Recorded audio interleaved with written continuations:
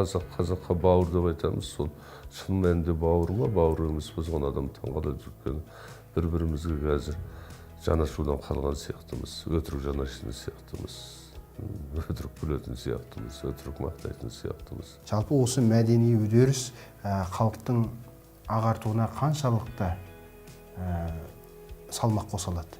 Жоқ, мен ортағал актер емеспін, мен талантты актермін. Осы талант деген бәлені мен білмеймін, осы түсінбеймін. Оян қазақтағы Әлихан Бөкейхановтар, Ахмет Байтұрсынұлылар, Міржақып Дулатұлы секілді мүйізқарадай алыптардың бүгін шоғырының сиреп қалуы немен байланыстыруға болады? Біз қорқақ халық сияқты емеспіз. Бізді жасытып тастаған сияқты. Ғылымда болсын, әдебиетте болсын, мәдениетте болсын, үлкен төңкеріс жасап жатқан жігіттер бар. Жоқ емес. Бірақ олардың қолына кісен, аяғына тұсау салғысы келіп жүрген ағайындар өте көп. Мен ғашық болған қыздардың бәрі өліп кетті. Әйелім естісе қазір, маған естіп, кімге ғашықсың деп. Апам сөйтіп жүрміз.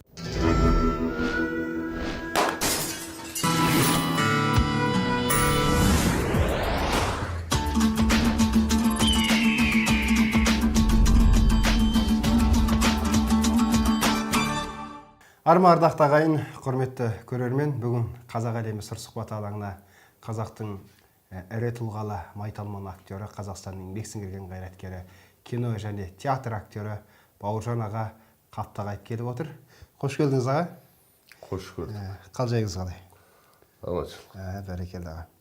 Аға, енді міне біз үлкендермен мен біраз уақыттан бері осы майданда сыр сұхбаттан түрен салып, аз кем ойды қозғап, қазаққа қажетті, қазақтың руханиятына қажетті үлкен дүниелерді тілге тиек етіп отырмыз. Өзіңіз де білесіз, театрда сіз біз әріптес болғаннан кейін, енді менің білгім келетіні әу бастағы әлқиса сұрақ, Бауыржан Қаптағай бұйырса биыл 9 майда туған күніңіз болады.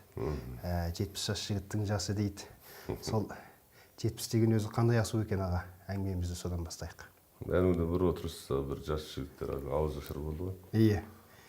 Солар енді, мен өз басымен тың жүремін ғой енді, ауырғанымды онша білдірмей, сол 70 жасымды білдірмей, солар сұрап отыр, 70 жас қалай болады, ой 69-ым жақсы екен десем, соған өздері шексілер күтіледі да. Енді бірақ енді бұрыннан айтылып келе жатқан нәрсе ғой. Енді Құдайға тәубе ету, денсаулық жаман емес, сол жүгірудің, жүрудің, ойлаудың, қысқасы спорттың дүниесі шығады екен өзім есептеймін. Сіздің енді туып өскен жеріңіз бұла табиғатты, суы мөлдір, табиғаты ерек. Хан Тәңір болмаса да Хан Тәңірінен кем емес жерде өмірге келдіңіз. Ол жерде қазақтың мүйізі қарағайдай сен түрмен атайын нағыз ақындары, аңыздар өмірге келген, Еркін Өбітәнов, Мұқағали Мақатаев, сол секілді талай қазаққа дарындарды берген киелі жер аға. Өзіңізді сол топырақтан өсіп өндіңіз. Енді туған топырақ бүгінгі 70 жастың үстінен қараған кездегі қазіргі хал қадірі, сіз көрген үлкендер, сіз көрген өмір шежесінен кішкене тарқатып айтқан кезде несі кем, несі артық? Енді бала кезден үлкендерді көріп өстік қой. Енді ол кезде 50 жастың өзі бір дархан, дария, бір дүрілдеп жатқан өзен сияқты болып көрінетін ол кездегі қариялар. Ол енді шын мәселе ол. Сүрінге мына өзі уақыттап бара жатырмыз ба, қазір енді қария деп айтатын қария бар ғой енді, бірақ дегенде жоқ деп айтуға болмайды, бірақ сол бұрынғы қарияларға жетпейді. Солардың айтқан сөзі, солардың анау ауылдың басына шығарып, айтқан ертегілері, аузымыз, суымыз құрып, аузымыздан су ағып, соны тыңдап отырушы едік, олар жоқ. Өйткені партия болды ғой енді, өздерің білесіңдер, коммунистік партия, дінге қатты қарсы болды. Мысалы, менің атамның өзі Рүстем деген әкемнің ағасы жасырып оқитын намазды. Әкем партийный адам болды, сақал жіберген жоқ ол кісі, күнде қырынып тұрды, ауданға бюроға кетеміз дейді. Ақ көйлекті кигізеді, мына жерге мынаны таққызады, соған өзі жаман не осы бір түрлі болатын еді, анау қылғынып тұрғаннан кейін. енді ол кісілердің енді көрдік, енді мықтыларды көрдік. Анау Рахымжан Қошқарбаев өткені мынау неде Германияда жеңіс туын тіккен. Сол кісіні тәрбиелеген кісі бізде колхоздың сол кезде председателі болды. Атамқұл деген кісі ұзын бойлы, құдай көрсетпесін, қара торы кісі болатын. Адам қорқудан, қараудан қорқатынсың сол кезде. Міне сондай қариялар, енді оның алдында да үлкен қариялар болды, сақалдарымыз жерге сапсып түскен. Енді айта беруге болмайды. Қазір жоқ деп айтсаң тағы енді ойбай деген бір мәселені онда. Бірақ дегенмен де дәл сондай қариялар жоқ. Өйткені кішкене тәрбие. Шанда бір шықпаса. Тәрбиеде басқа жаққа кетіп қалды ма деген әңгіме ғой. Енді ол қазір енді көп саясаткерлердің айтатын сөзі бар ғой. Енді айтып жүргендері сол бізде идеология жағы ақсап қалған деп. Соған енді келісуге болады. Меніңше, Бауыржан аға, бұрынғы үлкен кісілердің иманы қандай еді? Олардың әр айтқан сөзінің өзі үлкен салмақ болатын. Қас-қабағыменен отырғызып тұрғызу да мәселе емес. Бірақ ұл баланы, ұлша, қыз баланы қылша тәрбиелеу жолындағы олардың әрбір сөзінің салмағы бар еді. Мысалы, мен көрген ауылдағы ақсақалдар, мысалы, өздеріңізбен қазір дені қарайлас болса да, олар қара танымаса да, 2 күндік, 3 күндік ауа райының қалай болатынын, және өз баласының тағдырының түсінде аян беру арқылы қалай болжайтынын барлығын ерекшелеп айтып отырушы еді. Қазір мынау қаладанған урбанизация деп жатырмыз, соның әсері ме екен? Адамдар қазір өзінің нәпсінің билігіне кеткендіктен көп дүниеде қайран қалып, ұтылып жатқандық сол. Бауыржан аға, енді қазір сізбен біз Мұхтар Әуезов атындағы ұлттық драма театры, Қазақ ұлттық драма театрында, Әкем театрда әріптеспіз, тілеулеспіз, ниеттеспіз. Біз сізді өз әкеміздей артық болмаса кем сыйламаймыз аға. Шығармашылығыңызды білеміз. Сіздің әр образыңыздың өзі жатқан бір телегей теңіз секілді дүние. Анау пері қатыннан бастап, оның алдындағы түскен фильмдеріңіз, ұлт ұстазындағы, кинодағы, театрдағы рөлдеріңіздің қай-қайсысын алсаңыз да бір тың жаңалық алып келесіз. Осы актерлік мамандыққа бару, өзіңіздің әкеңіз ауылдағы қарапайым ғана 4-ші сыныптық білімі болса да, бірақ сол ауылдың сен ел сыйлайтын азаматы болғандықтан, сіз осы актерлік өнерге қалай жіберді? Қосылды ма? Жоқ әлде жолың ашық, ақ батамды бердім деді ма дегендей? Енді бала кезде армандайсың ғой, арман қойып кетесің. Ол өзің басында да болған шығар. Сен мысалы драматург боламын деп айтпаған шығарсың. Әрине. Бізде сол сияқты. Анау самолеттер ұшады, бірінші көрді Ан-2 дейтін бір бәлдір. Соларды көргенде бізде ойладық, ой шіркін-ай, летчик болсақ деп. Содан кейін, ой, мына политтей инженер, тау-кен инженер болады екен.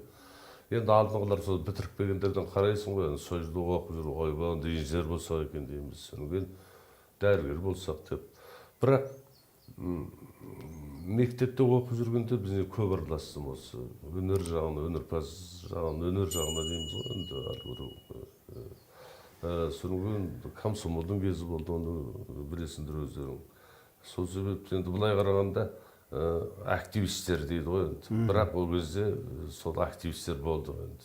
Өз бір класс сондай болады бізде қазір осында отырмен бір жігіттер болды. Қазақ телевидениесінде де жұмыс істеді, қазір пенсияда жүрген жігіттер сондай. Біреу радионы басқарды, біреу көркем өнерпаз жағын басқарды, біреу комсомол жағын басқарды әйтеуір. Сонымен әйтеуір еріктеп ол кезде енді ауылға енді сұмдық келеді әртістер. Олар әртістер келді деген бір мереке, құдай көрсетпесін. Осы көп адамдарды көрдім, ол кезде Бикен апамдарды көрдім, Серағаңдарды көрдім ауылға келген кезде. Соның кейінгі мына Ыдырыс ағалар, Құман ағалар ең жасы, соның бәрін көріп өстік қой. Бірақ ішкі ой бәрібір соған бұрып тұрды. Өткен біз 9-шы класста Мұхтар Әуезов түнгі зарын қойдық. Құдай көрсетпесін ертесінде әртіс болып тұрдық. Мына кішкентай ғана ауылдағылар саған құрметпен қарайтын болды. Сонда ойладым, шынында әртіс деген өзі құрметті нәрсе екен ғой егер. Қазірдің өзінде құрметпен қарап отырса деп. Енді сол жылға түсіп кеттік қой, соның кейін. Бірақ басында бізде менде жол болмады, енді ол бірден келіп тапсырғам жоқ.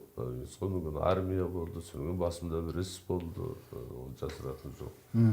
Қысқасы сотталып кеттік деген әңгіме ғой енді біз балалық. сонымен келдік те әйтеуір сол 76 жылдары келіп сол өнерге келдік қой, бірақ ешқандай қарсылық білдірген жоқ. Өйткені әкем өнерге жақын болатын. Ол кісінің бір өлеңдері бар болған. Өзінің ана басына өлген кезде өзі жазып кетті ол кісі өлеңмен. Ол өтірігіміз көзімізше жазды. Ешнәрсе қорқатын ештеңе бар. Бір өлеңі бар еді, 5 кәмпит 6 жаңғақ 10 бауырсақ деп айтады. Сол ескіген өлеңі дейді. Енді ол ескіген өлеңі ма, жоқ басқа жақтан келді ма? Бірақ дегенмен де ол кісі сол, бұл кісі өзі әнші болған. Біздің естуімізше кейін осы Бикен апай бір ауылға барған кезде, о еске қалай деп екеуі қатты әңгімелесіп, сол естісем бұл кісі де сол осы Алматыға бір келген сияқты, оперный театрға адамдар жинаған кезде соның артынан ағасы келіп еді, алып кетті, біз жетімбіз деп. Енді бұл кісі сол жетім үйде қалды, бұл кісінің інісі бері мына кейін тауып алды, ол кісіні басқа бір тәрбиеледі. Әкесі Қытайға өтіп кетті, Атығай деген атамыз. Мен фамилиям Қаптағай енді. Атығай, Қаптағай дейді, енді шын мәнінде сол Атығайдан таратып та Қаптағай ағасы болып келеді. Сол ол кісілердің көй қыздар болды да, соңын бұл менің әкем соған табиғи болды да, сол қалдық. Енді сол енді ол кезде сол заман солай болып кетті ғой, аласапыран кезде. Бірақ сол заман қалай болмасын, аласапыран болмасын аға, адамдардың мынау бір-біріне деген сағыныш ерекше еді. Туған топыраққа деген, бауырға деген, балаға деген сағынышы мүлдем бөлек болатын. Қазақтың бүкіл болмысына 62 тамырын едіріп, өзі бала таппаған аналардың, өзі ағасының баласын, бауырының баласын, не болмаса, көшеде қай бір қазақтың баласы болсын, әйтеу дастарханы бір шәугім шайы енші бөлінбеген бәріне теңдей болатын. Сол биіктен алған кезде Ұлы Отан соғысынан кейінгі туған ұрпақ сіздер болғаннан кейін, сол кездегі мейірім мен бүгінгі опа, сауап, обал деген қадір қасиеттердің адыра қалғанын немен түсіндіруге болады аға? Адыра қалды ғой. Қалай немен түсіндіресің? Өзің білесің, перестройка болды. Совет заманы дейміз, перестройка. Адамның пейілі бұзылды дейді. Мен білмеймін, адамның пейілі сол өз қалпында шығар, бірақ ниеті. Білмеймін, заман солай өзгергеннен кейін шында опасыздық қазір көп қой. Енді қазаққа бауыр деп айтамыз, сол шын мәнінде бауыр ма, бауыр емес пе, соған адам таңғалады. Өйткені бір-бірімізге қазір жанашудан қалған сияқтымыз, өтірік жанашатын сияқтымыз, өтірік күлетін сияқтымыз, өтірік мақтайтын сияқтымыз. Соған жол ашылды, оны жасырудың қажеті жоқ. Кеше ғана міне қарап отырмын, телевизор анау бала ана неде күзетшіні машинамен таптап, мыжғылап, артынан ұрып өлтірді. Елдің көзінше қандай нәрсе сол? Соны істеп жүрген өзіміздің қазақтың азаматтары. Соның бәрі баяғы сол тәрбиені жоқ қылғанымыз. Дінімізді, тілімізді, дінімізді бәріне атүсті қарап, менсінбей қарап, өзімізше аристократ болғымыз келіп. Сондай дүниелер болды. Мысалы, сіз түскен фильмдерменен, сіз ойнаған рөлдерді мен бұлай ақ қарасын салмақтап, межелеп қарайтын болсам, аға, біздің театр, кино, жалпы ұлт мәдениетінің, ұлт руханиятының жаршысы деп жарапазан қылып айтып келе жатырмыз ғой. Жалпы осы мәдени үдеріс халықтың ағартуына қаншалықты салмақ қоса алады, қаншалықты өзгеріс бере алады. Бұрынғы күн қайта оралмағанмен бүгінгі күннің биігінен алғанда бір серпіліс болар. Болу керек қой. Өткен театрда әзір адам көп, киноға да көп барады. Ол болу керек қой. Ол міндетті түрде болады. Өзі театр мен киноның бір ақсайтын кездері болады. Ол міндетті түрде өмір бақи ол. Алға деген ол ешнәрсе шықпайды. Бірақ сол алғаның өзін түсіндіріп, қалай алға жүруіміз керек, соның өзін түсіне білген жақсы. Енді кино мәселесі, мен енді киноның актері емеспін, оны мойындаймын. Жаңа сен маған үлкен баға беріп отырсың. Осы ортақол актер, мен өзі ортақол актермін, ол барлық жерде айтып жүрмін. Содан кейбіреулер осы намыстанады, біреулер ортақол деген. Ортақол деген актер сені комедияға салса да барады, драмаға салса да барады, трагедияға да барады. Ортақ, мынандай міне. Соған кейбіреулер намыстанады. Жоқ, мен ортақол актер емеспін, мен талантты актермін. Осы талант деген бәлені мен білмеймін, осы түсінбеймін. Бәрі талант қой, әр жұмыс. Мысалы, сен өз жұмысыңда таланттысың, басқа жұмыста. Дәрігер өз жұмысы, бірақ соны пайдалана білу керек, сол талантты аша білу керек.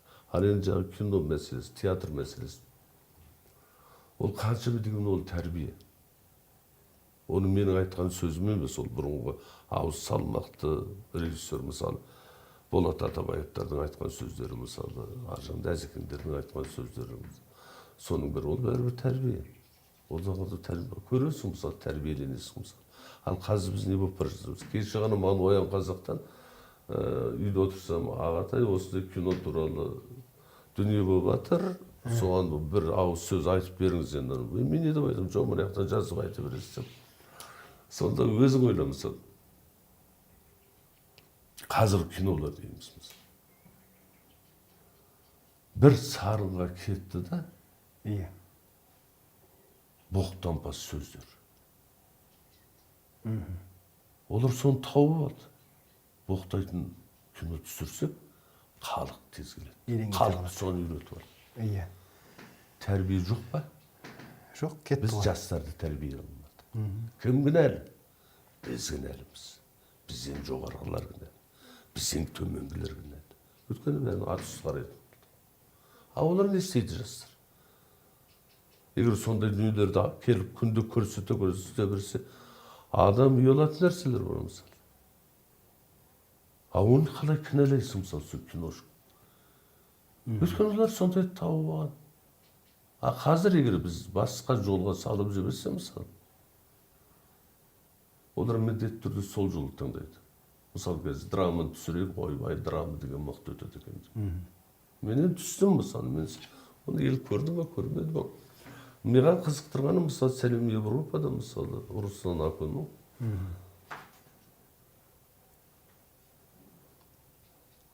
Бұнда бір анай сөздер жоқ. Бұнда бағыт өзі бағдары бар. Жаңағы шал мен кемпірдің немере үшін. Иә. Ол әке-шешесі өлмесе де ол немере үшін баратын еді сол. А қазір менің басыма сондай нәрсе түсті. Бар ғой, әке-шешесі бар, киіндіреді, тамақ береді. Ал бірақ немере деген, әлгі бала өскенше, немере өлгенше деген қазақтың аталы сөзі сол рас екен. Бәрібір біз мынау келе жатқан ұрпаққа тәрбие беру үшін өз қазанымызды жөндеуіміз керек. Жағамызды жөндеуіміз керек. Жеңімізді дұрыс киюіміз керек.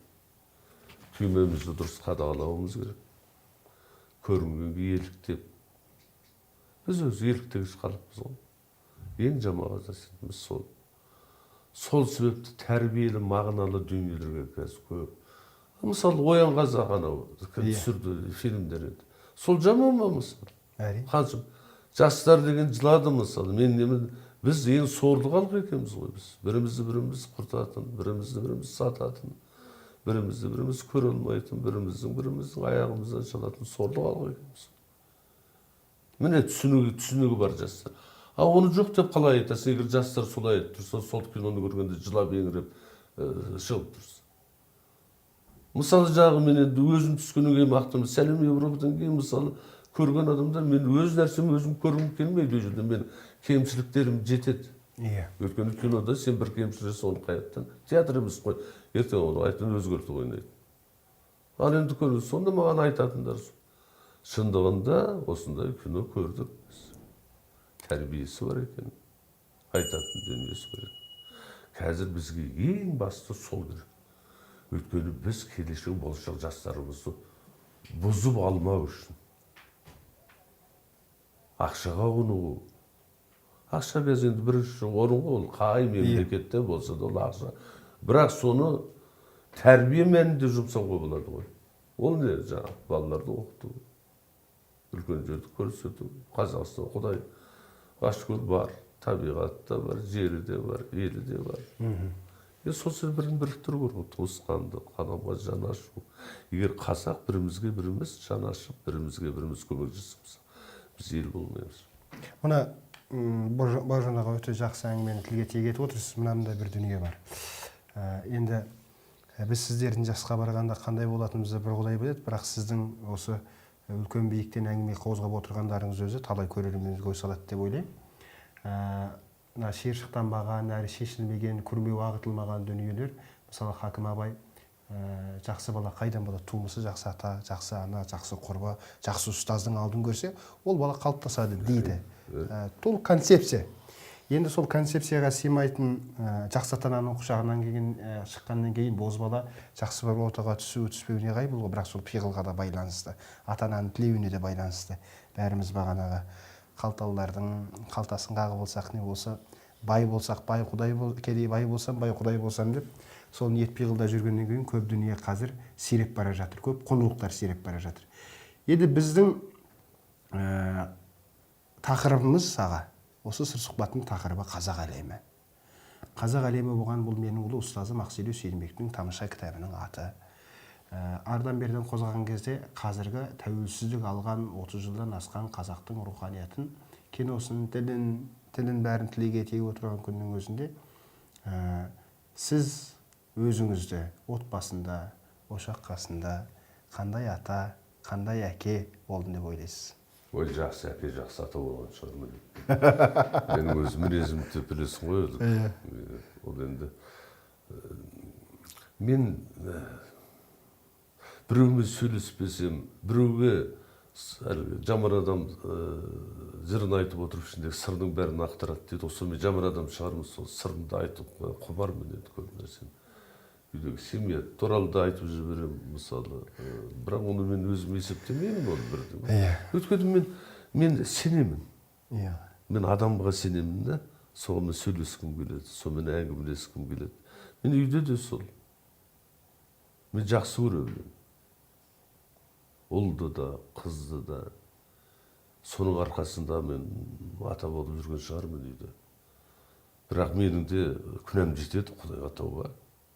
Үйде де.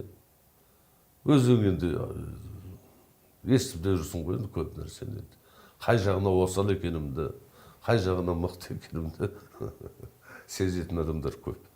Сол себепті мен ойлаймын, ол үшін не? Жақсы баланы тәрбиелеу үшін, жақсы немерені өсіру үшін қазақтың байырғы келе жатқан өзімізге тән, өзімізге қанымызға сіңіп кеткен нәрселер құлағына құя беру керек. Неге баяғыда бізге ертегілер оқыды? Неге біздер әке-шешеміз, аталарымыз, апаларымыз хат танымайды? Шамды жағып қойып, ойбай оқышы деп еңіреп жылап отырады. Ал қазір сол ертегілерді балаларға оқып берсе, олар күлуі мүмкін. Ал біздің кезде сол әке-шешеміз соған жылады. Қыз жібекті оқығанда ұйқы жоқ. Көзің талып кетеді. Ананы оқисың. Құдай сақтасын, мақтаған сайын одан ары мәнерлеп оқисың. Осындайда дауысты өзгертіп қойып, Құдай көрсетпес. Көрдіңіз бе? Ал соның өзі сол тәрбиенің арқасында біз дүниелерге жеттік. Бұрынғы. Ал қазір жоқ деп айтпаймын мен, бірақ бар.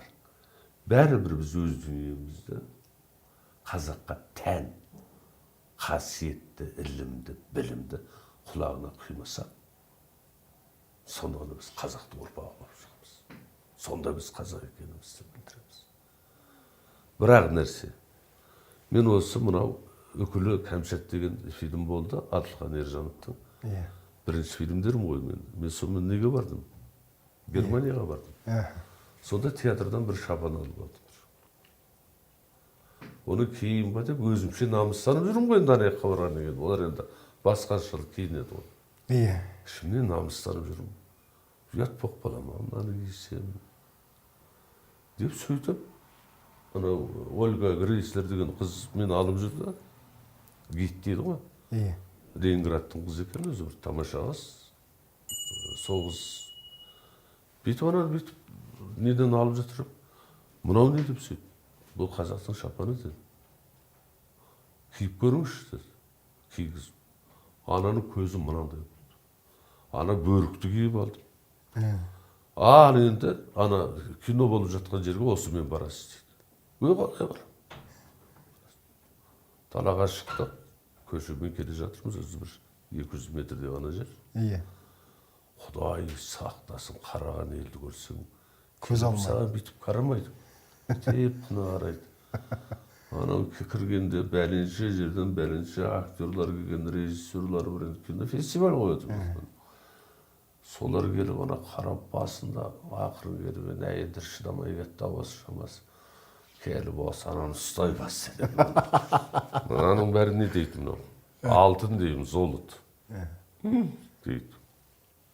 Золот сияқты емес қой дейді. Ей, золоты жалатылған деп айтшы мынау.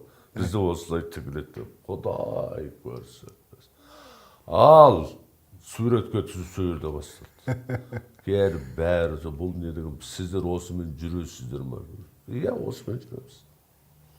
Біздің қазақ осылай киінеміз. Бұл не деген байылық. Артынан ресторан тамағына батып, бәр маған қарайды.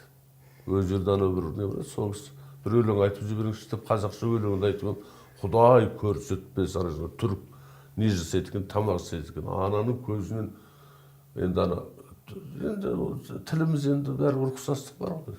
Көзінен жас барлаған кезде ана өз бұрыннан сияқтанды. Сол ғой енді дегенмен де өз дүниемізді сақтағанымыз жетіп, сол ұрпаққа жеткізуіміз керек қой, шама келсе. Мына орыстың, жалпы орыс болсын, Қытайдағы қазақтар болсын, осы жақта кезіндегі ассимиляцияға ұшыраған қазақтар болсын, жалпы өз табиғатынан безіп, өзге тұрмыс құрған, өзгеден жаралған, бала сүйген ата-апаларымыздың қай қайсысын айтсақ та, 50 жастан асқаннан кейін өзі бір есеңгіреу пайда болады екен. Өйткені адамның биологиялық процесі ана өз төлтума табиғатына қарай тартады екен.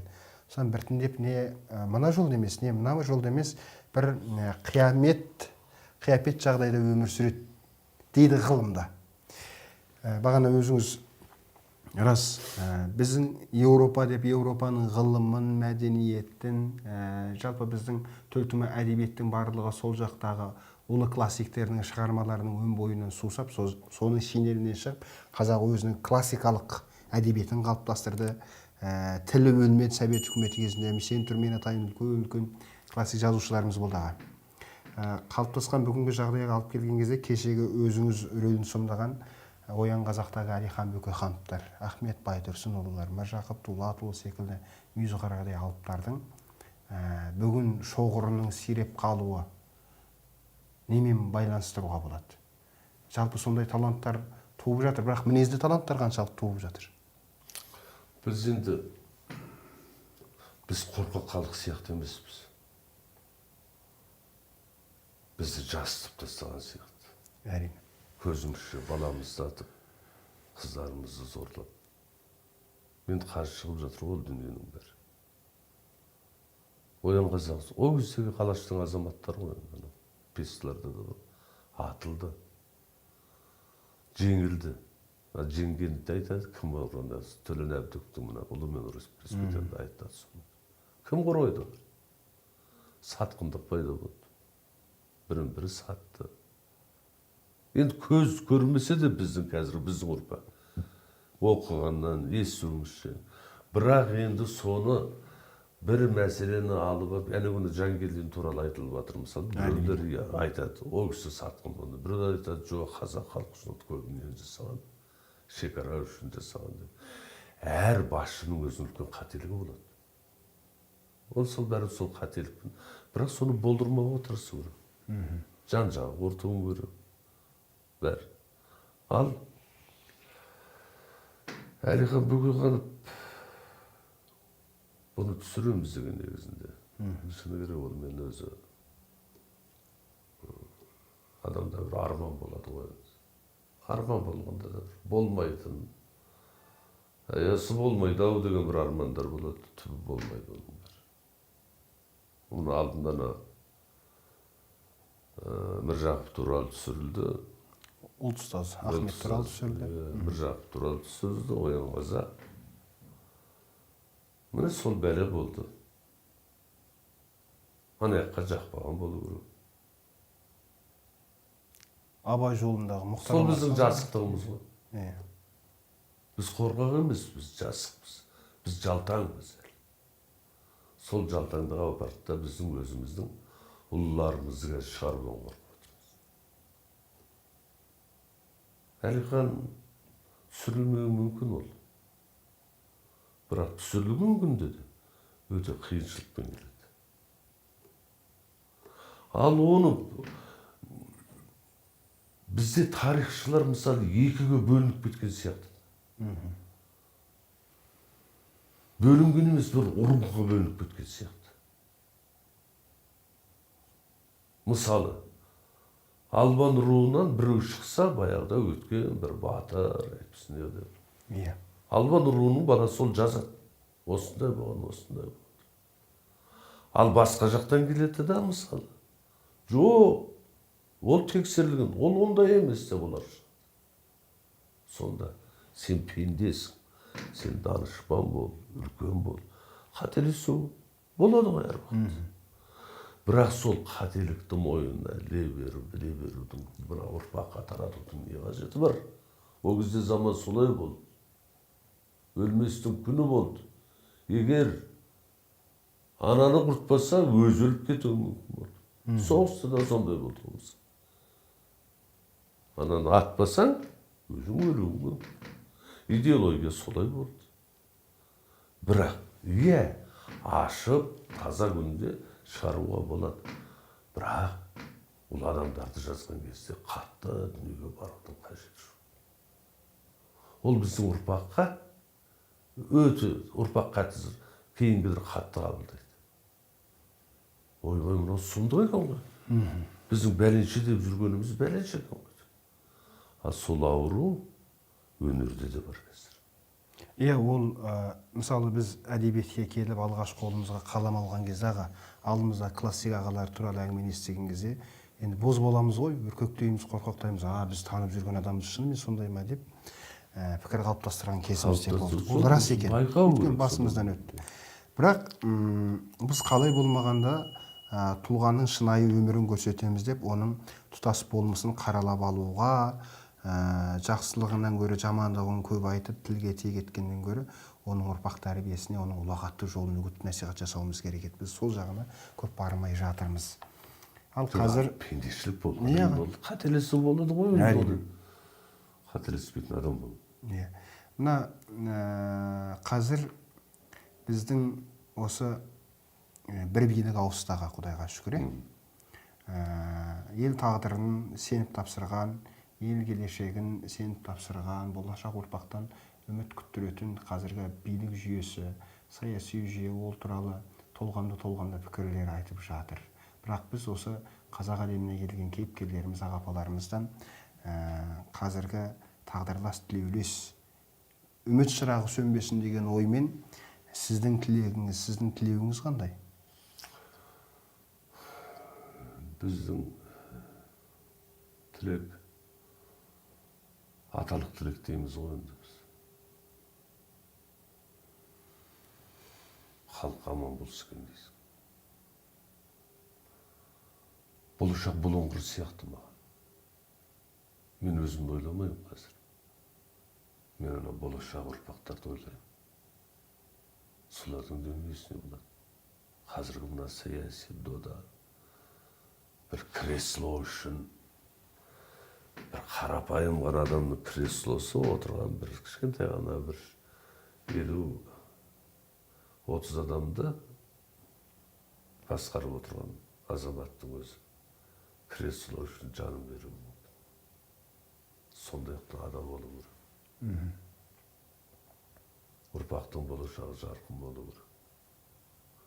Қазақстан үлкен мемлекет дейді, байлық та бар, бәрі бар. Кейбір кезде таңғаласың. Алаған қолын берген дейді. Жан-жағымызда тұр ғой екі алып мемлекет. Біреу мына жақта, біреу. Оған бермесең тағы болмайтын сияқты. А одан не аласың? Орта Азия мемлекет, Қазақстан. Олар жеке өзінше өмір сүруіне болады. Бірақ менің ойымша, басқа мынау мемлекеттер бізсіз өмір сүре алмайтын сияқты. Дүниенің бәрі жатыр ғой. Көз кім алартпайды? Алсам екен дейді. Мен де біз бір жерден алсамай шіркін бір. Бірақ дегенмен де біздер ойлауымыз керек қазір. Біз ана көргенімізді сол анау немерелерімізге сіңіруіміз керек. Жүрегі қысқасы, ол айта берсін, ұлтшыл, анау, мынау деп айта берсін. Қазақ үшін бірінші. Әйтпесе біз жоқпыз ғой, біз баяғы ашаршылық болмаса, баяғы 37-38 жыл болмаса, неге біздің аталарымыз Қытайға немере қашып кетті? Неге кетіп қалды? Мәселе ұрпақты аман қалдыру үшін ғана кетті. Олар атыс-матыстан қорыққан жоқ. Олар ашаршылықтан да әйтеуір сол Қытайға кеткен қазақтардың осы жерде өмір сүрсе, ашаршылық болмас па еді деп ойлайсың. Әйтеуір бірден істейді. Адамды жүнжітіп жіберді, басын айландырып жіберді, ана идеология. Сол себепті қазағым аман болса екен. Егер қазағым аман болса, біз басқа ұлтты да қадірлейтін адамбыз. Басқа ұлтты да қойнымызға кіргізетін адамбыз. Басқа ұлтқа да жеп отырған нанымыздың 80%-ын беретін қазақпыз. 20%-ын өзімізге қалдырамыз. Ол дәлелденген дүние. Сол себепті болашақ ұрпақ шіркін бір бізде көрдік қой енді. Айтпаймыз ғой, жамандық көрді, ол күнәһар боласың. Жақсылығы да болды, жамандығы да болды. Бірақ жақсылық болған жерде ол бәрібір әлгі қайғы жүрген жерде, қуаныш жүрген жерде міндетті түрде қайғы болады. Бірақ соны байыппен көтеру керек. Қатты қуанудың байыппен қуану керексің. Қайғыланудың бетті жыртып отырып алып, табиғаттың, дүниенің берген дүниесіне. Егер бір жыласақ, өлгендеріміздің бәрін қайтарып болмаймыз ба қазір, көз жаспен. Соныңда, бірақ біздің заңымыз сол. Біз жүрекпен кетеміз, жыламасқа тағы болмайды. Ана кейінде Вайткус, ана спектакль көргенде осы Шынардың әкесі қайтыс болды. Таң қалды анау. Мынау не деген сұмдық деді. Менің мына жағым бәрі үстімнен тура құмырсқа жүргендей болды дейді. Ал бізде суыққан оларда. Болды, все. Мына жүрек істемейді. Ал бізде жүрек істеп тұр ғой. Сол жүректі біз болашағымыз үшін қолдануымыз керек. Ұрпағымыз үшін. Жақсы ұрпақ келеді. Әмин. Менше менің буынымнан біз тәуелсіздіктің ұрпақтарымыз ғой. Мен тең тудық, тұспа-тұс келдік. Ойлаймын, кәдімгідей ғылымда болсын, әдебиетте болсын, мәдениетте болсын, үлкен төңкеріс жасап жатқан жігіттер бар. Жоқ емес. Бірақ олардың қолына кісен, аяғына тұсау салғысы келіп жүрген ағайындар өте көп. Мен ойлаймыз, біздің Қашығаның қанатымен су сепкенде қазақ руханиятына аз кем үлес қоссақ деген ниеттің бірі осы қазақ әлемі болса, ал бірақ біз біз әріміз ауылда өстік, бірақ ауылдағы кейбір бұны мені қаққысы жоқ адамдардың әңгімесінен гөрі, жалпы ондай адамдар қалада да далада да табылады. Десе де элиталық топ деген түсінік бар ғой біздегі. Біздің зиялылар, сіздер де зиялы елдің азаматы деп халық танитындықтан, бүгінгі зиялылар кімдер? Зиялы деп кімді танимыз? Осы зиялы деген бәрі сол ауылдан шыққан сияқты, осы зиялылардың, осы академиктерді көрсең де, оқығандарды көрсең де, бәрі туған жеріміз ауыл дейді. Енді кейінгі пайда болған зиялылар болған шығар, қалада туғандар. Зиялылар деп. Бізде зиялылық өзі бар ма, жоқ па? Кейбір мықты зиялылардың айтқан сөзі бөлек болады да, үйіне бас сұғып болсаң, тәрбиесі басқа бола ма? Орысша шүлдірлей ма, сөйлей берсін. Бірақ соның сол 90% сол шүлдірлеп кету болып тұр ғой. Оны қазір енді біреулер көріп, мынауың не деп отыр деуі де мүмкін. Менің айтатын сөзім сол, зиялы болдың ба? Өз халқының қамын ойла. Алаш дедік біз кезде. Сол алаштың бәрі басын ешмедік.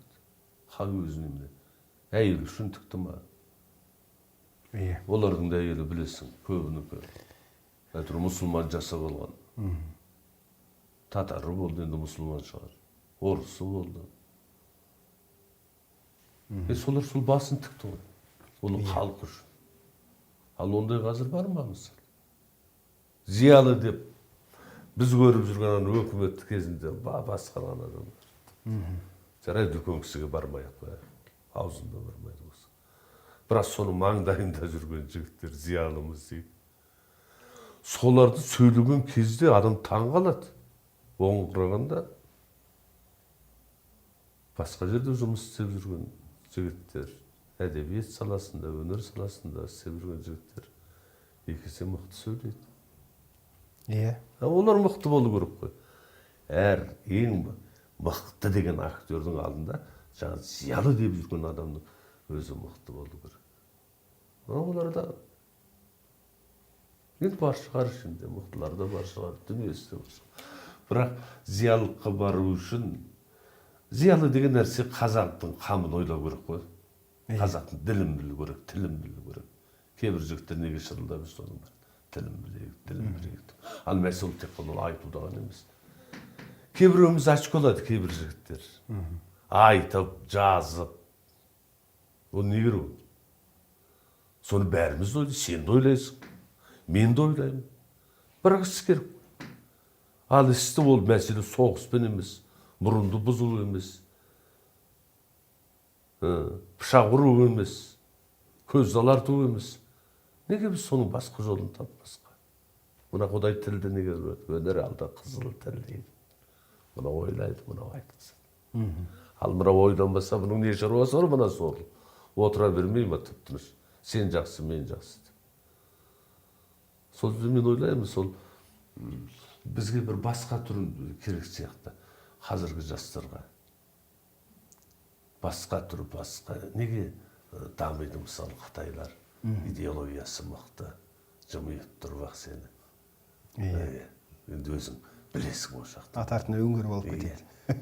Европалықтар сені сондай жылы қарсы алады, не қылады, өзіне бауырына тартады. Ал біз төп дейсің, даже мынау қазіргі жас қыздардың өзімен мысалы сөйлесу. Сол қалпаған бір автобусқа кірсеңде де мәдениет жоқ ешқандай. Болады ғой. Өзімізді егер біз өзіміз тәрбиелемесек, ата-бабаны Құрандай қылып жазылған ғой біздің ата-бабаларымыздың жасаған дүниесі. Соны біліп, соны тоқып, мына жерге кіргізіп, соны ғана орындашы болды. Қазақтан асқан ұлағатты, қазақтан асқан мәдениет. Міне зиялы қауым деген осы. Ол мәселе сенің оқығаныңда емес, құлайым. Сенің мәселе тоқығаныңда, көргеніңде. Жастан не көрдің? Орта буыннан не көрдің? Үлкеннен не көрдің? Соны әкелді қос. Мынаған құй, соны соны іш. Болды. Одан басқа не керек? Бәрі жазылып тұр ғой, Құрандағыдай жазылып тұр ғой. Ата-бабаң не істеген? Осылай үлкен рухани биіктіктен әңгіме қозғап отырған Бауыржан ағамды, балалық шағын, бір кездері суға малтауды білмейтін, жүзуді білмейтін, тұншығып өліп қала жаздап, бір үлкен кісі шапағатшы, бір Құдай беріп әйтеуір өміріңді сақтап қалғанын да білеміз аға. Егер сол сәтте көзден ғайып болған Бауыржан ағам, көзден енді бұйрық болып кетіп қалған болсаңыз, бүгінгі мынандай болмыста қалыптаспайтын еді ғой. Әрине. Сонда бағана тағыдай кеп біз айналып кеп мейірімге жүгінеміз аға. Әзір көшеде бірін-бірі сабап жатса да, бірін-бірін тепкілеп жатса да, қарт адамға жол бермей әуелі жетекке түсіп қарттар үйіне апарып жатса да, безірейіп қарап отыра береміз, қарақан басымызға жолымас екен деп. Осының барлығы бағанағы біздің зиялы сымақтардың зиялы еместігінің дәлелі. Зиялы деген кім? Зиялы жақсы әке, отбасында жақсы ұл мен қызға жақсы тәрбие берсін. Бірінші өзін тәрбиелесін. Жақсы маман болсын, жақсы отан сүйгіш болсын. Бала, дана орында болса, ол нағыз зиялы деп білеміз, қорыта айтқанда. Аға, енді қазіргі сіздер Құдайға шүкір әлі өмір жасыңыз менің пайымдауымда Бауыржан аға осы қалпыңызбен, осы ыстық ықылас ағадал пейіліңізбен жүрсеңіз 100-ден асып жығылатын түріңіз бар. Илайым 70 жастың төңірегінен алып қараған кезде Баука ағамның достары бар ма? Шын дос өзі нешеу? Енді бір кісілер айтады, енді үлкен кісілер сол әңгімесінде айтады, қазір досым жоқ дейді, досым болған дейді. Мен ойлаймын, неге олай болды екен, сол бір. Біз енді бала кезден бар ғой енді достар, сол достар. Ол енді қазір енді бөлу жарудың қажеті жоқ. Қазір мен сыныптастарымды жақсы көремін, соларды дос қыламын. Ол енді ол кездегі бір компания болып жүрді ғой өзі. Қызғалдақ дейді мысалы. Оридайдай, бірдеме пайдай деген әйтеуір сонда ауыл бөлініп кететін, сол бірімізбен біріміз төбелесіп сөйтіп жүретіппіз. Ал қазір мына жас келген сайын сол бірге өскен құлынтайдай ауылдың майда шөбінде, Байынқолдың суында қоянша малтаймыз деп түсіп кетеміз. Оның асты тас, ұрынып шығасың. Түгілі сырылған. Ол тасса сұмдық. Шында малту деген нәрсені білмеді кейін. Әлі күнде қазір әрең әйтеуір. Немерелерім бар, бір немерелеріммен бар, сол малтуға қатысушы еді, сол ойлап қалдым. Шырағым, мынау керек сияқты ғой мына мен. Бір жаққа бір көлге түссең, қақалып жүрсең. Сол себепті өмірде малты білген жақсы ғой. Аға, мен сіздің табиғатыңызға таң қалатыным, сіз өмірдегі болмысыңыз бір тазалықпен өскен табиғи болмыс қой. Кеше Алма апаммен әңгімелесіп отырып, сіз туралы кішкене әңгіменің тиегін ағыттық. Бауыржан ағаң өмірде шынайы ғой, сахнада құбылыс қой деп баға берді. Рас, біреудің жақсылығын да айту керек. Көрген кісінің, таныған адамның жақсылығын айту керек. Өйткені біз сіздердің қастарыңызда жүргеннен кейін аз кем біраз дүниені дәмін татып қалдық, білеміз қайсағамыздың қандай екенін. Бір үлкен ғұлама сұрапты дейді бір кісіден. Сен риясыз араласатын адамдарыңмен кез келген уақытта телефон арқылы болсын, не болмаса кез келген уақытта оятып алып, жатқан орнына шырт ұйқыда оятып алып әңгімелесе аласың ба? Соған өз мәселеңді қоя аласың ба? Сондай адам өміріңде бар ма депті.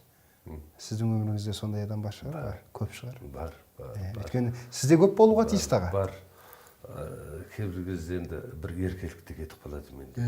Түнгі сағат 4-терде звондаймын. Таң атпай 7-те маған телефон соқтыңыз. Өзіңе звондаймын, білдіңіз бе? Сол себепті олар қорқып қалады екен кейбір кезде. Маған сол қызық керек қой. Сәлемді алдыңыз ғой өзіңізде. Қызық. Ал кейбір кезде звондаймын достарыма. Мынау Қапшағайға звондаймын. Бақытжан Атагелді деген досым бар. Ол кісі 17 жасында қазақта диктор болған. Кейін тастап Народный театрда жұмыс істеді, еңбек көп болды енді. Мен білмеймін сол. Ал енді ондай дауыс, енді мойындайды енді. Көп дикторлар ол кісінің дауысын мойындайды. Сол дауыс қазір, сол радионың дауысы қалған. Соны звондаймын. Басқа мынау Сабыржан деген досым, Бақыт деген жолдасым, Мұрат енді соларға звондаймын. Енді бір үлкен мәселелермен әдебиет туралы, өнер туралы сұхбаттасатын кездеріміз болады. Соларды көп тыңдаймын. Олардың мысалы театрға көзқарасы. Ол шын айту керек, ренжиді кейбір кезде. Мен оны қалай түсіндіремін мысалы. Мен оны қалай түсіндіремін мысалы. Мен актермін, мен орындаушымын. Менде осы автор болғым келеді. Бірақ осы театр өнері нәрі сол бойламаған сияқты ма деп кейбір кезде бір ой келіп қалады маған, секем ой. Кейбір достарым қолды бірақ сілтейді. Бізге ана күлдіретін нәрсе керек деп, жеңіл нәрсе керек деп. Енді ол да керек шығар. Мысалы, кейбір спектакльдерге психологический драма спектакльдеріне кейбіреулер отыра алмауы да мүмкін. енді ағалар болды, сұхбаттасып баққожа ағалар болды, марқұм болды. Иә. Сағат аға, Өшінбай. Сағат аға өмір бақи мені мал деп кетті енді ол кісі. Ол кісі мен анау тамашаға қосқысы келді. Иә. Мен бардым да қашып кеттім, бір екі күн болдым да, мен шыны керек оған біле салмайды екен бұл. Бала кезім ғой енді. 13 күнді бірақ. Ол кісі айтты, сен популярный болатын едің ғой. Ой, аға бүткен популярный орсын. Ақшаң болатын еді ғой.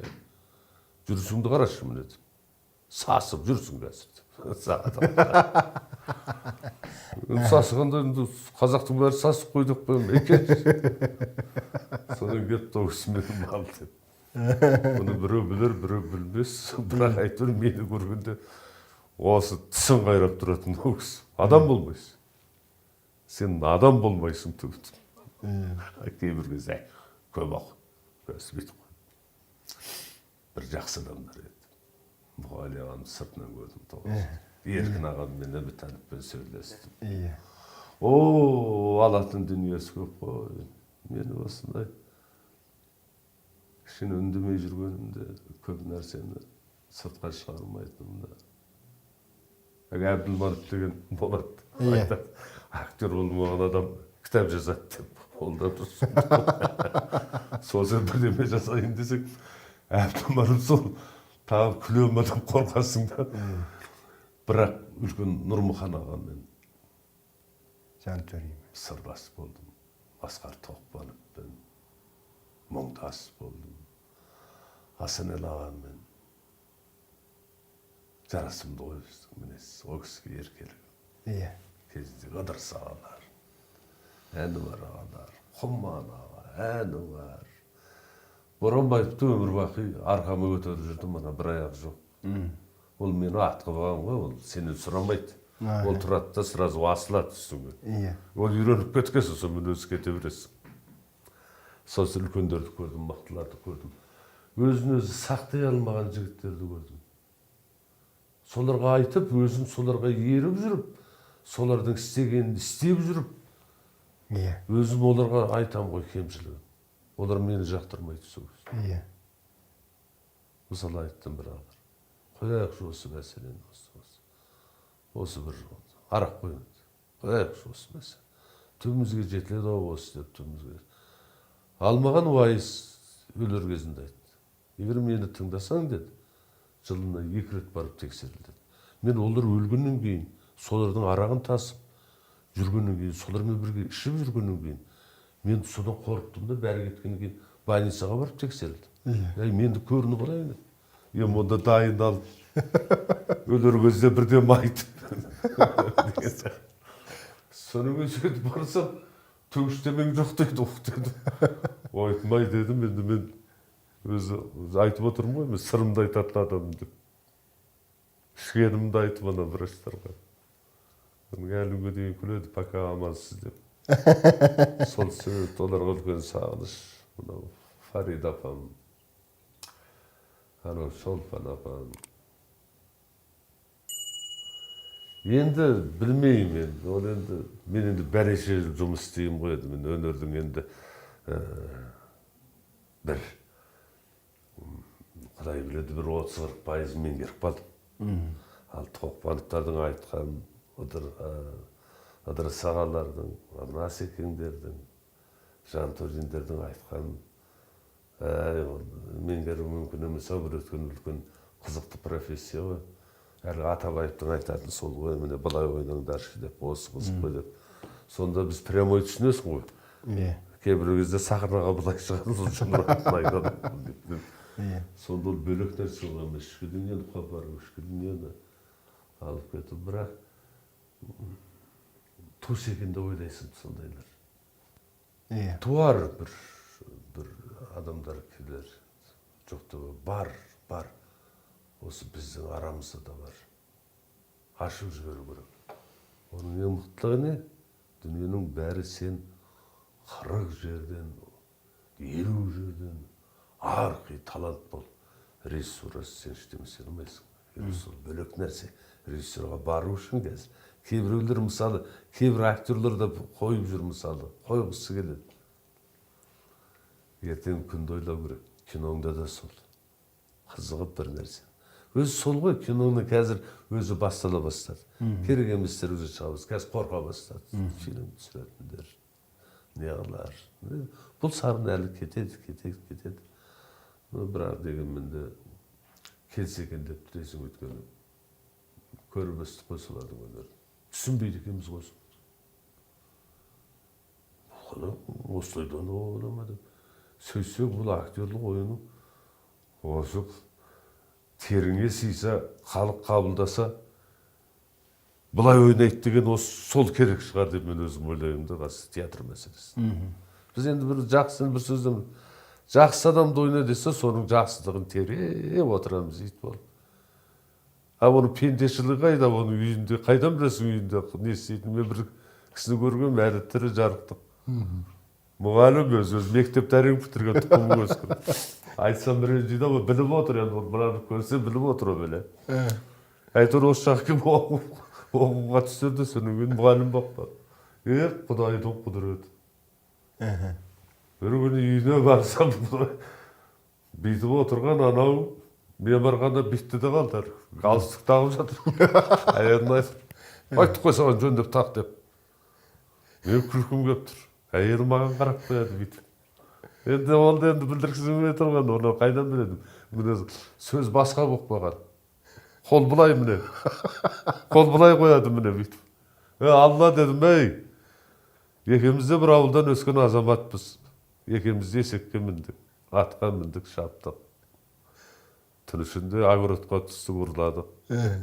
Арықтағы суға жуып сәбіз жедік. Мынау қай жегішсің енді сен? Не жеп отырсың сен мынау? Мынау отырыс қалайсың? Енді біз солаймыз ғой. Алла дедім, қазір бәріде бір жүрсім. Бәке қал қалай дейді. Енді пенсияға шықтан шалбық қалды. Менен үлкен жігіт ол. Мен айттым, мынау қалай десем, ол не дейді? Мынау отырыс қалай десем. Ол жұмыс бабында ғой дейді. Сол себеп Құдай сондайдан сақтасын. Әлі шолақ бастық дегендер сондар екен ғой, баяғы алаштарды атқандар сол. Сол өзінің дүниесі үшін ғана, өзі үшін ғана ғой. Осы бір басшылар болады ғой, өзі үшін ғана. Шатысып пұтысып жүретін басшылар болады, өзіндегі театрдағылармен қарым-қатынас, театрдағылармен деп ғой. Өзінің мекемелеріндегі организациядағы дүниелермен шатысатын басшылар. Ашылмайды дейсің бе, оның бәрі ғой. Ауыз жаман ғой, ауыз деген көп нәрсе бар ғой. Шындыққа бет бұрған жақсы ма дейсің. Аға енді қызық мына дүние үлкен көл, заман соққан жел, алдыңғы толқын ағалар, кейінгі толқын әділер, кезегімен бөлінер, баяғыдай көрінер деген Хакім абай. Дұрыс сағал оқып. Енді махаббатсыз дүние дос, хайуанға оны қосыңдар, қызықтан өлге қалсаң бос, қатының балаң досың бар деп толғағандай Хакім абай. Енді сіз енді бұла табиғаттың иесі болғандықтан кез келгенге еркелей аласыз, еркелете де аласыз. Сізге еркелеген жандар, әсіресе нәзік жандар көп болған шығар. Алғашқы сөз солған, не болса алғашқы хат жазысқан дегендей. Мектепте ғашық болды ғой енді ол 9-шы класс. Өзі қап-қара қыз еді, интернатта оқиды, бәлем қайдан сөйледі. Өліп қалды. Мен ғашық болған қыздардың бәрі өліп қалды. Неме, сіз ғашық болған бәрі өліп қалды? Сөйтті. Енді ғашық болғанда бір балалық ғашық қой. Ол кезде кім біледі. Ғашықсың ба ол кезде адамның қыздың қолынан ұстау деген ол дірілдейсің, ол қайтып мен сені сүйемін деп айтудың өзі қиын болып жүрген кезде әйтеуір балалық ғашықтық ғой. Енді маған біреу ғашық болса енді кім біледі, енді болса болған шығар. Бар шығар, ол жамандық емес. Мысалы менің әйеліме біреу ғашық болса мен білемін ғашық болған жігіттер. Білемін, мен ризамын соған. Өздеріне де айтып қой, ғашығым бар дейді, ғашық жүр деп қоясың. Одан не тұр екен ол? Ғашықтық ол енді абайлардың мысалы, жаңа Хакім абай деп отырсың. Сол ғашықтықтың арқасында мысалы сондай дүниеге жеткен шығар, сондай өлеңдер жазған шығар. Өзі де айтады ғой қазір, мысалы бір адамға ғашық болып жүрсің. Ал шын мәнінде сол рас екен өзі. Ол мәселе оны әйел қылып алу емес. Мен мысалы мына қазір өзім істеп жүрген кезде бір қыздарды жақсы көремін, семьялары бар, ата әже болып. Бірақ соның істеген ісіне ғашық болып жүресің. Ал кейбір істеген ісіне сол ғашық болып тұрғанда, ой, сұмпай-ай деп жүресің мысалы. Иә. Білдің ба? Ол сұмпайы дегеннің өзі ғашықтық емес. Ол ана бір күлкі шақырады ғой мысалы. Кейбір қыздардың істеген қарекетіне мен де алалы, құлалы бірдемен сөйлей саламын ғой, соның артынан өзім жүрем бүйтіп ой, не деп қойдым, жастардан жетеміз ба деп қоясың. Ал бірақ жастардан олар соны как кәдімгідей қабылдайды. Ағаны айтқаныңыз біз сондай күлдік анау мұны деп. Енді ана жақында жезқазғанға барып келдік, бір сөзді бірге кетеміз. Жанботаевтың тойына. Жанботаев сөйлейсің. Мен айттым, Тұңғышбай аға сөйлейді ғой, неме сөйлейміз. Біз де сөйлейміз. Жоқ, ол жазушылар ана одақтан сөйлейді. Сонда төртеуміз бардық Дулыға, Дархан, Сүлеймен, Алмас. Мен. Анау айтып жатыр Жанботаев, Құдай көрсетсін, менің тойыма машинамен де келіп жатыр, таксимен де келіп достықтап. Мен айттым, машинамен келген мына біздер дедім. Біз осында 3 намазхан дедім, бір алқаш келді дедім. Дөткіл еліп отыр. Жезқазғанда осында жүріп кетті. Жастар айтады дейді. Бауыржан аға сөйсе артынан бір ақын жігіт айтады, сол үшін болмай айтады. Әй бәке дейді, талай әңгімеңді естіп едік деп. Тур екен мынау. Өзіңді енді айтқан, мен кімді айттым. Өзіңді, мен енді ол енді. Егер мен өліп қалсам, арақтан өліп дейді, ол точно, ол қазір көзім жетеді оны, мен білем ғой оны. Сөйсе мана кісі күледі, сол себептен.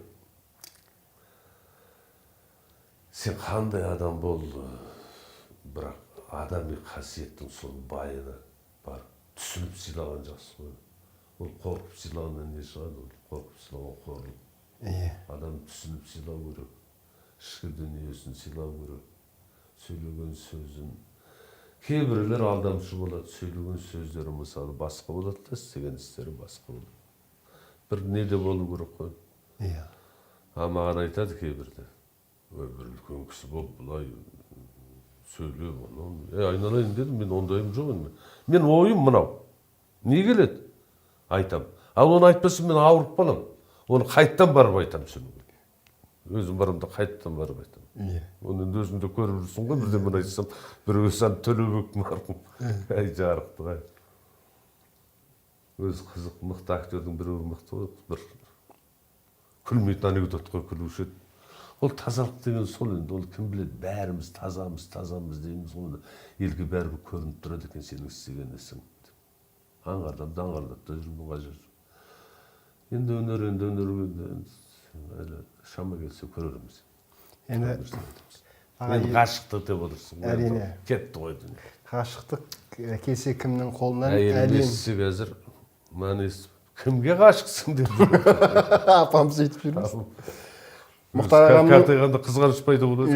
Мұхтар ағамның ғашық болдым, келсе кімнің қолына әлем оған сенеді, құлай сүйу ерлікпен тең себебі дегендей, ол шынайы өмір, шынайы болмыс, ол шаңырақ көтергеннен кейін басталатын шығар. Енді аға, өнер туралы, кино туралы, руханият туралы өткен күн ағапаларымыздың өмір шежіресі туралы естеліктерді айтылды өз аузыңыздан. Енді менің бір сұрайтын дүнием, Бауыржан аға, партнерларыңыз бар, мықты-мықты, әріптестеріңіз бар, кинода болсын, театрда болсын, сіз мойындайтын, сізге мойындалған актерлар бар ма осы? Мен мойындайтын ба? Мен бәрін мойындаймын. Мойындаймын. Өйткені менің партнерім, әріптесім. Мен кіммен әріптес болдым, көңіл күйіне қараймын. Мысалы, Каринде, Назгүлге қараймын көңіл күйіне. Мына неде, Перуатында Дәриямен кімге қараймын, Данагүлге қараймын. Басқа да дүниелерде мысалы. Ол мәселе мойындау керек. Ол мойындамау деген ол білмеймін мен ол. Қалай адамды, сенің әріптесіңді, сенімен бірге жұмыс істеп жатқан неге мойындамайсың? Бәрің де жасқа дейін мойындау керек. жүрміз ғой мына жастармен де қазір партнер болып жүрміз. Қарап қоясың. Сен ақылыңды айтасың. Ода бірден бар болғаннан кейін айтасың. Ал іштемес шықпас не айтасың маған десе, анандай үлкен рөл ойнасың, басқа рөл ойнасың, бірақ дегенде мойындай білгеннің өзі бір керемет қой. Ол мәселе кемшілігінде де мойындай білгені өте керемет. Ақсаған жеріңді де, біреуге артық сөйлеген сөзінде адам өзі кешірімді болу керек қой. Кешірім, өмірінде кешірім сұрамайтын адамдарды көрдім. Міз бақпай тұрады. Кінәлі ол. Кешірім сұрамайды. Аяқ астынан өзің, жәбірленуші өзің кешірім сұрап қалуың. Сіздің осылай міз бақпай тұрғаныңыз үшін кешірім өтінемін сізден. Сөйтіп сонда әңгіме айтады. Ал сол себепті енді үлкендерді көріп өстік қой енді. Ол басқа дүние. Менің ойымша. Енді жастар көрген жоқ та олар. Шіркін-ай көрді. Соны біз көрсетсек дейміз. Әңгімемізбен, енді өнерімізбен енді білмеймін енді ол енді бір жаман қасиет бар. Соны байқаймын да. Мына жастар жарай түссін киносына болса популярность болсын. Құдай білген Бекішев айтқандай проклятие популярность дегендей бола берсін. Бірақ енді соны енді Құдай көрсетпесін бүйтудің қажеті. Әрине. Өзіңе сақта. Мен сенесің ба? Мен біреу қазір суретке түсем десе жан-жағыма қарап намысты не қылып тұрам. Мына сол күн бе көрем, мынау күн бе деп айтып қалам. Шын айтам, шын айтам. Соның өзінде сақтанып түсем бүйтіп. Енді түсеміз дейді оны көрген жерден. Бәрі 100% қазақ мені таниды деп айтпаймын, танитындар бар. Енді солар келеді де, мысалы көшеге жұмыс магазинде аға суретке түссе болайықшы, суретке түссе болайықшы. Қазір ойлап жүрмін, енді 70-інде немересіне қалам, енді түсем деп тұрған түсейік. Барымызды айтайық, жоғымызды толтырайық деген әңгіме ғой. Енді өнер болғаннан кейін біз режиссер ғой. Қанша деймін драматургпен режиссурасы сендікті ештеңе. Жалпы қай жағынан айтса да, алдында Тұңғышбай ағамен әңгіме айтып отырғанда актердің екі бастан да ноқталы ат секілді деді ғой. Режиссерға да, басшылыққа да. Бірақ десе де сөйте жүріп актер өзінің ішкі суреткерлігін көрсете алған актер, ол шынайы, майталма, шынайы өнер иесі аға. Өнер бөлінбейді, өнер тармақталады аға. Біз де сол тармақталған бір өнердің, бірақ біздің өнер халыққа тікелей шығатын, халықтың көз алдында жүретін, сынымен мені артықшылығы мен кемшілігі тұтас қабысып жататын дүние болғандықтан, ендігі сөзде біраз жерге кеп қалдық аға, түйіні жерге кеп қалдық. Құдай ендігі ғұмырыңызда бақыт пен шаттық сыйласын. Барларыңыздың базарын көріп өсіңіздер. Сіздер сол базарға бара жатқан күннің өзінде таусылмас қазына қалдырдыңыздар. Енді біз сол базарға бара жатырмыз. Бірақ сол базардан қалай шығатынымызды бір Құдай біледі, Идайым. Соны Құдай оңғарсын деп тілейік. Ал ардақты ағайын, құрметті көрермен, осыменен қазақ әлемі сыр сұхбат алаңының кезекті саны тәмам. Келесі кездескенше аман сау болайық.